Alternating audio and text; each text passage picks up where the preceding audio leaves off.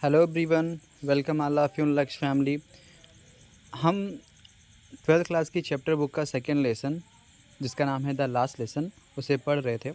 और हमने अभी तक की स्टोरी में पढ़ा हुआ था एक बच्चे के बारे में जिसका नाम साहिब आलम था। और वह क्या करता था, वह कूड़े बीनने का कार्य करता था। उनका जो पूरा परिवार तथा वहाँ के कुछ जो लोग थे वह बांग्लादेश से आए थे कब 1971 में। और वो कूड़ा बेचकर इकट्ठा करके बेचकर अपनी रोज़ी रोटी कमाया करते थे। आइए हम दूसरी स्टोरी की तरफ बढ़ते हैं। और जो हमारी दूसरी स्टोरी है वह है एक लड़के से रिलेटेड, एक लड़के से जुड़ी हुई है जिसका नाम मुकेश है। और मुकेश खुद का मालिक बनना चाहता है। वह जिस स्थान पर रहता है जिसका नाम फ़िरोज़ाबाद है, वह नहीं चाहता कि वह फ़िरोज़ाबाद के अन्य लोगों की तरह अपना जीवन व्यतीत करे। और जो फ़िरोज़ाबाद के लोग थे बेसिकली वे चूड़ियाँ बनाने का कार्य करते थे। आइए हम समझते हैं मुकेश क्या कहना चाहता है। I want to drive a car. Mukesh कहता है कि मैं कार चलाना चाहता हूँ। मुकेश कहता है मैं कार चलाना चाहता हूँ। Mukesh insist on being his own master. जो मुकेश है वह अपना खुद का मालिक, अपना ओन मास्टर होना चाहता है। मुकेश अपना खुद का मालिक होना चाहता है। वो क्या कहता है, I will be A motor mechanic. मैं एक मोटर मैकेनिक बनूंगा। वो क्या कहता है, मैं एक मोटर मैकेनिक बनूंगा। ही अनाउंसेस, वह बोलता है, वह अपने बारे में बताता है कि वह एक मोटर मैकेनिक बनेगा। Do you know anything about cars, I ask. जो कवयित्री हैं, मतलब जो कवयित्री नहीं, जो लेखिका हैं, जो उसके पास जाती हैं उससे पूछती हैं क्या तुम्हें कार के बारे में कुछ पता भी है। तुम कार चलाना चाहते हो, तुम मोटर मैकेनिक बनना चाहते हो, क्या तुम्हें कार चलाने के बारे में, कार के बारे में कुछ पता भी है।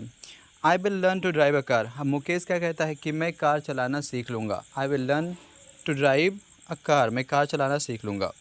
ही आंसर्स, वह उत्तर देता है, looking straight into my eyes, मेरी आंखों में देखते हुए। राइटर की आंखों में देखते हुए क्या कहता है कि मतलब वह कार चलाना सीख लेगा।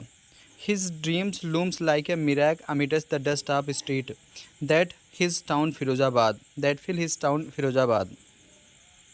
जो उसके सपने हैं, लूम्स मतलब बिखरते हुए दिखाई देते हैं, like a mirage amidst the dust of streets, मतलब उन धूल कणों के छोटे छोटे कण। उसके जो सपने हैं उन धूल कणों के छोटे छोटे कण के रूप में बिखरते हुए दिखाई देते हैं, जो कि पूरे फिरोजाबाद में फिल हुए हैं, पूरे फिरोजाबाद में भरे हुए हैं। उसके जो सपने हैं वह बिखरते हुए दिखाई देते हैं, जैसे कि पूरे फिरोजाबाद में धूल से छोटे छोटे कण बिखरे हुए हैं। फेमस फॉर इट्स बेंगल, जो फिरोजाबाद है वह अपनी चूड़ियों के लिए प्रसिद्ध है। यहाँ की चूड़ियाँ बहुत ही पसंद की जाती हैं। आगे बढ़ते हैं। Every other family in Firozabad, Firozabad का लगभग हर दूसरा परिवार, फिरोजाबाद का लगभग हर दूसरा परिवार is engage in making bangles, चूड़ियाँ बनाने में लगा हुआ है। फिरोजाबाद का लगभग हर परिवार चूड़ियाँ बनाने में लगा हुआ है। It is the centre of India's glass blowing industry, यह भारत के कांच निर्माण की इंडस्ट्री का केंद्र है। यह कांच निर्माण की इंडस्ट्री का केंद्र है। वेयर फैमिलीज़ हैव, जहाँ जो परिवार है, स्पेंड जनरेशन, जो परिवार है अपनी कई पीढ़ियाँ खर्च करता है, वर्किंग अराउंड फर्नेसेस, चूल्हों के सामने, भट्टियों के सामने काम करते हुए। जहाँ परिवार चूल्हों के सामने, भट्टियों के सामने कार्य करते हुए अपना पूरा जनरेशन, अपनी पीढ़ी को खर्च कर देता है, लगा देता है। वेल्डिंग ग्लासेस, वह कांच निर्माण करता है। Making bangles for all the women in the land it seems, और वह चूड़ियाँ बनाता है उन सभी महिलाओं के लिए जो कि इस पूरी पृथ्वी पर है। ऐसा लगता है जितनी संख्या में फिरोजाबाद में चूड़ियाँ बनती थी, ऐसा लगता है कि वह पूरे संसार की चूड़ियाँ वहीं बनाई जाती हैं। आगे चलते हैं। Mukesh family is among them, जो मुकेश का परिवार है वह उन्हीं लोगों में से है। नन ऑफ देम, मुकेश का परिवार भी उन्हीं लोगों में से है जो कि फिरोजाबाद में रहते हैं। नन ऑफ देम, ना तो उनमें से कोई। नो मतलब जानता है। That is it is illegal for children like him, कि उसकी तरह के बच्चों के लिए यह काम अवैध है। मुकेश का परिवार भी उन्हीं में से एक है। None of them know that it is illegal for children, उनमें से यह कोई नहीं जानता कि यह बच्चों के लिए अवैध है, यह बच्चों के लिए गैर कानूनी है। To work in the glass furnaces, कि वे कांच की भट्टियों के सामने काम करें। विद हाई टेम्परेचर, जहाँ का तापमान इतना अधिक होता है। यह किसी को नहीं पता कि यह काम गैर कानूनी है, कि जो बच्चे हैं उसकी तरह वह कांच की भट्टियों में काम करें जहाँ का टेम्परेचर बहुत ही हाई होता है। In dinghy sails without air and light, एक छोटी सी कोठरी, एक कोठरी जो जहाँ ना तो प्रकाश है और ना ही हवा है। एक ऐसी कोठरी में काम करते हैं जहाँ ना तो प्रकाश है ना ही हवा है। दैट लॉ इफ़ इन्फोर्स्ड, यदि वहाँ कानून लगाया जाए, यदि वहाँ कानून का उपयोग किया जाए, could get him all those 20,000 children out of the hot furnace, तब यदि वहाँ कानून लगा दिया जाए तो लगभग 20,000 बच्चों को उन गर्म भट्टियों के सामने से निकाला जा सकता है। उन गर्म भट्टियों से वहाँ लगभग 20,000 बच्चों को निकाला जा सकता है। Where they slog their daylight hours, जहाँ वे पूरे दिन कार्य करते हैं। Often losing the brightness of their eyes, और अपने जीवन की अपनी जो आँखें होती हैं उनकी ब्राइटनेस को, उनकी रोशनी को खो देते हैं। लोग वहीं काम करते हैं पूरे दिन और अपनी आँखों की रोशनी भी खो देते हैं।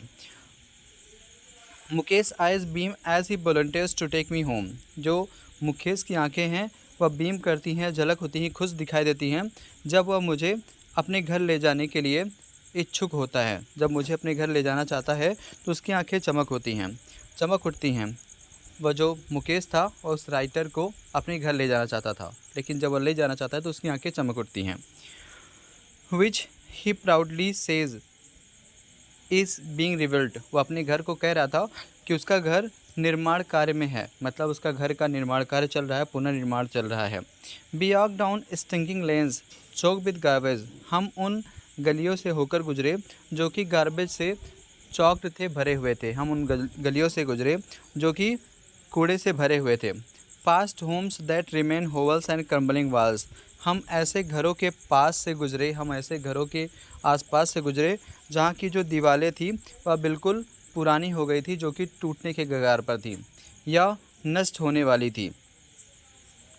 वोबली डुअर्स, जो दरवाजे थे बहुत ही कमज़ोर थे। नो विंडोज़, ना जहाँ ना तो कोई खिड़की थी। Crowded with families of humans and animals, जो मनुष्य तथा जानवरों के परिवारों से क्राउडेड थी, भरी थी। को existing in the primal state, और वहाँ की जो दशा थी वह बहुत ही बुरी थी, वहाँ की दशा बहुत ही दयनीय थी। आगे बढ़ते हैं। He stops at the door of one such house, वह एक ऐसे ही घर के दरवाजे पर जाकर रुकता है, वह एक ऐसे ही घर के दरवाजे के पास जाकर रुकता है।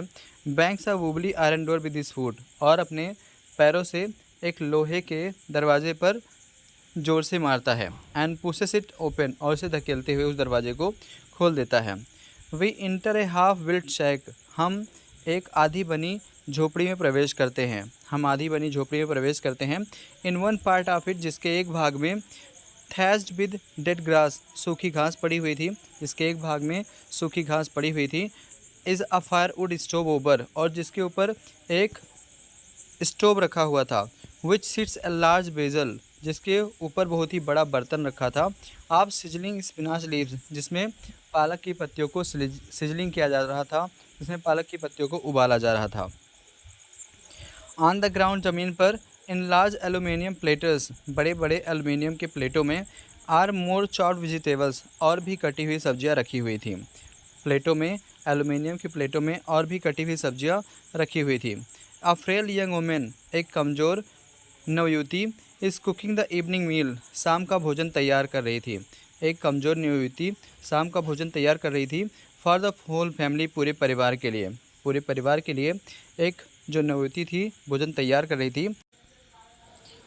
Throw eyes filled with smoke, जो उसकी आंखें हैं वह धुएं से भरी हुई हैं। सी स्माइल्स, वह मुस्कुराती है, और जो महिला जो भोजन बना रही थी उसकी आंखें धुएं से भरी हुई हैं, फिर भी वह मुस्कुराती है, वह अपनी परिस्थितियों को समझती है। She is the wife of Mukesh elder brother, वह मुकेश के बड़ी भाई की पत्नी है। Not much older in years, जिसकी उम्र वर्षों में अधिक नहीं है, वह अधिक वर्षों की नहीं है। She has begun to command respect as a bahu, फिर भी उसे एक बहू की जिम्मेदारी, एक बहू का आदेश मिल गया है। The daughter in law of the house, उस घर की वह बहू है। Already in charge of 3 man, जिसके ऊपर 3 लोगों की जिम्मेदारी है, जिसने 3 लोगों की जिम्मेदारी को संभाला हुआ है। हर हस्बैंड, अपने पति मुकेश और उसके पिता का, उस महिला ने 3 व्यक्तियों की जिम्मेदारी संभाली हुई है, अपने पति मुकेश और उसके पिता की। When the older man enters, जब घर के बड़े बूढ़े लोग प्रवेश करते हैं। She gently withdraws behind the broken wall, वह उन टूटी दीवारों के पीछे छिप जाती है। एंड ब्रिंग्स हर व्हील, और अपने घूंघट को खींच लेती है। क्लोजर टू हर फेस, अपने चेहरे पर, वह उन टूटी हुई दीवारों के पीछे छिप जाती है और अपने चेहरों पर वह घूंघट खींच लेती है। एज कस्टम डिमांड्स, जैसे कि परंपराएं मांग करती हैं, जैसे कि परंपरा बनी हुई है। डॉटर्स इन लॉ, जो घर की बहुएं हैं, मस्ट वील देयर फेसेस, उन्हें अपने चेहरों को वील कर लेना चाहिए, अपने चेहरे पर घूंघट कर लेना चाहिए। बिफोर मेल एल्डर्स, जो भी घर के बड़े बूढ़े हों। इन दिस केस, इस मामले में भी the older Elder is an improvise Bengal maker, जो घर के बड़े लोग भी थे, वह भी बेंगल मेकिंग का ही कार्य किया करते थे। Despite long years of hard labour, इतने कठिन परिश्रम करने के बावजूद, इतना अधिक वर्षों तक कठिन परिश्रम करने के बावजूद, फर्स्ट एज ए टेलर, पहले एक दर्जी के रूप में, देन ए बेंगल मेकर, तब इसके बाद एक बेंगल मेकर के रूप में, he has failed to renovate a house, वह एक घर भी नहीं बना पाया था। Send his two sons to school, ना ही अपने पुत्रों को स्कूल भेज पाया था। इतने अधिक वर्षों तक मेहनत करने के बाद एक दर्जी के रूप में और उसके बाद एक बेंगल मेकर के रूप में वह एक घर भी नहीं बना पाया था। Must send his two sons to school, ना ही अपने पुत्रों को स्कूल भेज पाया था। All he has manage to do is teach them what he knows, वह सिर्फ एक ही काम कर पाया था, वह किसी तरह से एक ही काम कर पाया था जो कि वह जानता था, the art of Bengal making, चूड़ी बनाने की कला, वही अपने बच्चों को वह सिखा पाया था। आगे बढ़ते हैं। इट इज़ हिज कर्म his destiny, says Mukesh grand mother, Mukesh की दादी कहती हैं यह इनका कर्म है, यह इनका डिस्टिनी या इनका भाग्य है। Who has watched her own husband go blind with the dust from polishing the glass of bangles, who has watch, जिन्होंने देखा है अपने पति को अंधा होते हुए, गो ब्लाइंड होते हुए, विद द डस्ट, उस धूल से, from polishing the glass of Bengal, चूड़ियों को पॉलिश करते हुए, जो भी चूड़ियों को पॉलिश करते हुए धूल निकली थी, उससे उसका जो पति था वह अंधा हो गया था और उसने यह बात देखी हुई थी। Can a God given lineage over be broken, वो क्या कहती है कि जो भगवान की दया सीमा है, जो भगवान की दया भावना है, क्या पूरी तरह से टूट गई है, क्या भगवान की जो दया भावना है पूरी तरह से समाप्त हो गई है। सिम प्लीज़, वह आग्रह करती है, वह विनती करती है। Born in the caste of bangle maker, जो उनका जन्म हुआ था एक चूड़ी बनाने के परिवार में हुआ था, उनका जन्म एक चूड़ी बनाने वाले के परिवार में हुआ था। They have seen nothing but bangles, उन्होंने अपने जीवन में कुछ भी नहीं देखा था बेंगल्स के सिवाय। इन द हाउस, घर में, इन द यार्ड, आंगन में, इन एवरी अदर हाउस, प्रत्येक घर में, इन एवरी अदर यार्ड, प्रत्येक आंगन में, every street in Firozabad, Firozabad की हर गलियों में, स्पायरल्स ऑफ, फिरोजाबाद की हर गलियों में, स्पायरल्स ऑफ बेंगल्स, जो चूड़ियों का गुच्छा था वह बिखरा रहता था। सनी गोल्ड, जो कि सुनहरे रंग की थी, पैडी ग्रीन, हरी भरी थी, रॉयल ब्लू, शाही ब्लू कलर, पिंक गुलाबी, purple every colour, born out of the 7 colours of the rainbow, वह हर प्रकार की वहाँ जो चूड़ियाँ बनती थी रहती थी जो कि इन धनुष के रंग की थी। लाई इन माउंट्स इन अनकेम्प्ड यार्ड्स, उन्हें आंगन में एक माउंट्स की तरह, टीले की तरह रखा जाता था, बहुत ऊंचाई तक रखा जाता था। Are piled on 4 wheeled handcraft, और उन्हें 4 पहियों वाले हैंडक्राफ्ट पर रख दिया जाता था। Pushed by young man along the narrow lanes of shanty town, और जो उन गाड़ियों को जिनमें 4 पहिए लगे थे, जिनमें चूड़ियाँ रखी जाती थी, उन्हें कोई नगर का व्यक्ति ले जाता था, कोई नगर का लड़का ले जाता था।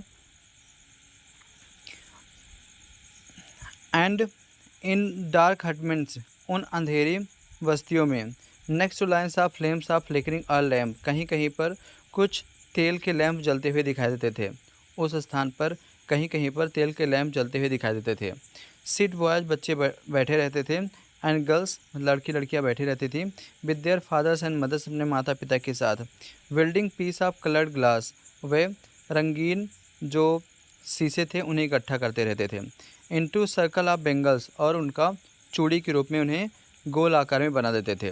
There eyes are more adjusted to the dark than to the light outside, उन्हें अपनी आँखों को और अधिक एडजस्ट करना पड़ता था, सामंजस्य बिठाना पड़ता था लाइट में काम करने की अपेक्षा, उन्हें दिन की अपेक्षा रात में काम करने पर उन्हें अपनी आँखों में सामंजस्य बनाना पड़ता था। दैट इज़ वाई, इसलिए they often end up losing their eyesight before they become adult, इसलिए उन्होंने बड़ी उम्र होने से पहले ही वे अपनी आंखों की रोशनी खोने लगे थे। इस प्रकार हम यहाँ तक पढ़ चुके हैं।